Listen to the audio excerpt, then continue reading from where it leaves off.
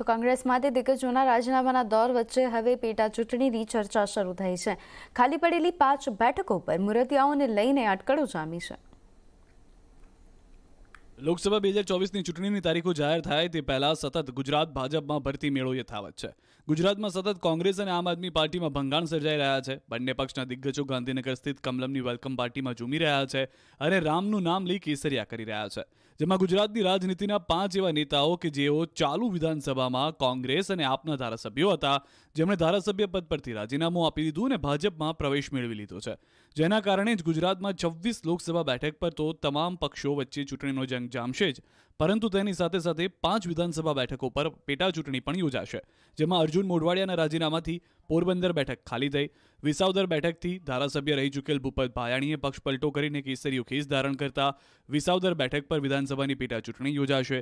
તો અપક્ષ ધારાસભ્ય ધર્મેન્દ્રસિંહ વાઘેલાના રાજીનામાથી વાઘોડિયા બેઠક ખાલી થઈ ગઈ છે. જ્યારે ખંભાત બેઠક પર પણ ચિરાગ પટેલે રાજીનામું આપતા તે બેઠક પર પણ વિધાનસભાની પેટા ચૂંટણી યોજાશે. અને વિજાપુર બેઠક પરથી દિગ્ગજ કોંગ્રેસી નેતા સીજે ચાવડા રાજીનામું આપતા વિજાપુર બેઠક પર પણ પેટા ચૂંટણી યોજાશે. ત્યારે હવે ભાજપ આ 5 બેઠકો પર કયા મુરતિયાઓને ઉતારશે તેને લઈ અનેક દાવાઓ થઈ રહ્યા છે. અનેક અટકળો પણ જામી રહી છે. જોકે રાજકીય પંડિતો કહી રહ્યા છે કે મોટાભાગે પક્ષ પલટુઓને જ ભાજપ પેટા ચૂંટણીમાં મેદાને ઉતારી શકે છે.